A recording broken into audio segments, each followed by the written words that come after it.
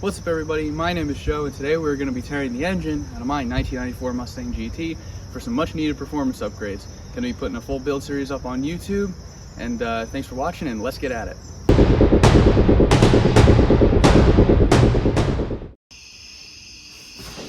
Oh, hello there. Alright, so we're going to start with pulling the transmission out of the car, then we're going to come around to the top end and start pulling everything out so we can get this motor out of here, get it on the stand over there, and then we can start tearing everything down. So let's get at it.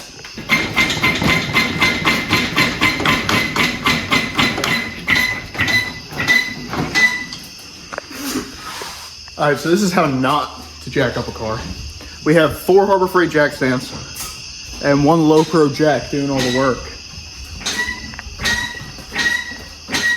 There's Joe trying to avoid hitting his box at the end of the jack. It's brilliant. And here is this fine piece of American automotive history. It's slow. It's extremely slow. We're going to make it slightly faster, ever so slightly. Barely. And it might be faster than a 2018 and up Prius. So we'll see. All right. One hatch came off, top here. We got the upper intake out, along with the intake and the other accessories. We also have Joe's beautiful custom exhaust out on the floor, drive shaft, strut tower brace, and hood off. And it's about time for bell housing bolts.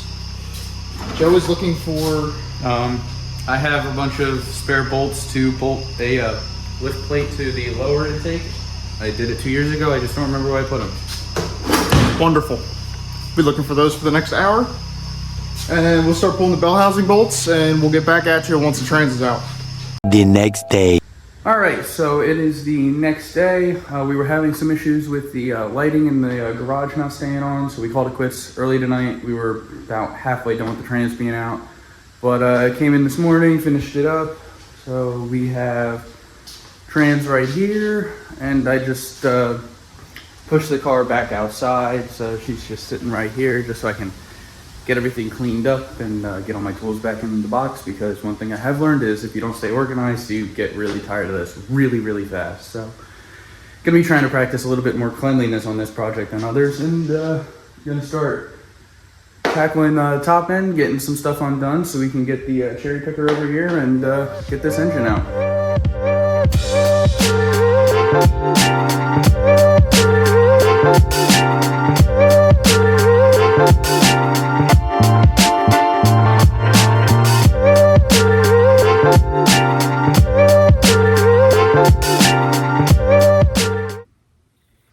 All right, everybody, so it is now Monday morning.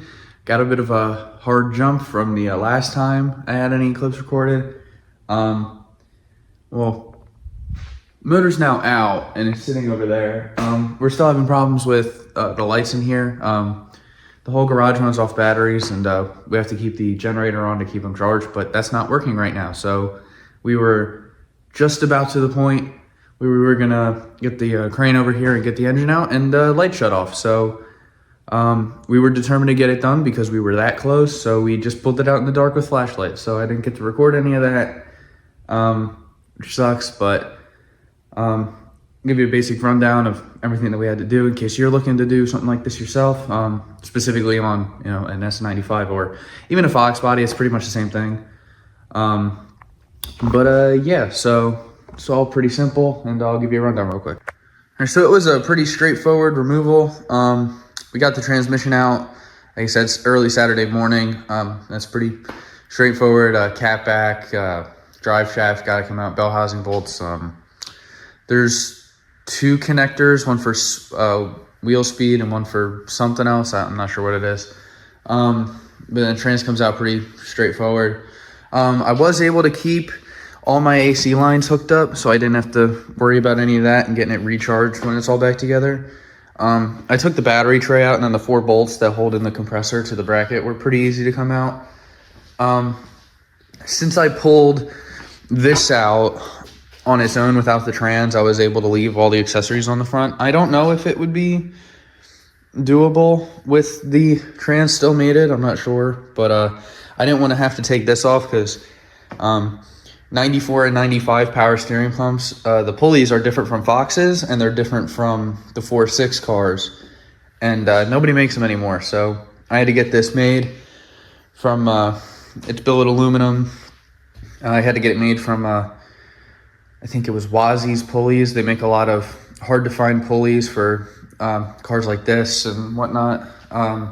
So I really don't want to pull that off, and for whatever reason, the way these bolt holes are lined up, they're not even really bolt holes. Like you can see there's a bolt right there, but it's just too far out of the way. So I didn't want to pull this off because it's aluminum, it's one-time use.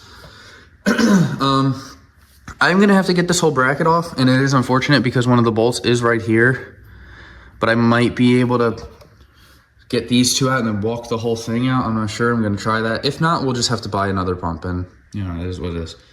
Then I pulled off this connector for the full injector harness, and that just plugs in right over here in this corner. Unplugged this, got everything out of the way.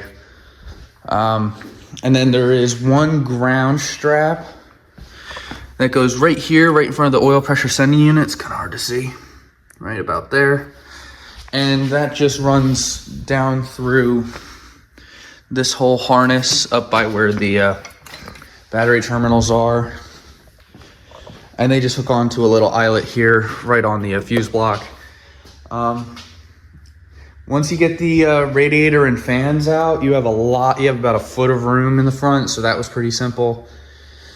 And it's just two 21s on the motor mounts, and she kind of popped right out. Got her snuck around all this AC lines and whatnot, and had to disconnect power steering lines. That was about it. It's pretty straightforward. Took less than 8 hours, I'd say, for the whole thing. If you include the two or so hours we spent on getting that out. We did have to take the bumper off because of how far the engine sits back in these cars. To get the crane over here and get it up far enough, you got to take off the bumper and the foam behind it. But yeah, it's pretty straightforward. So I'm gonna get the car pushed outside now because I got to clean up the floor because we got more fluids. I got to get all my tools put away because I got everything just piled over there. And then I'm going to get this bad boy up on the stand, and then we'll see about disassembling it. So.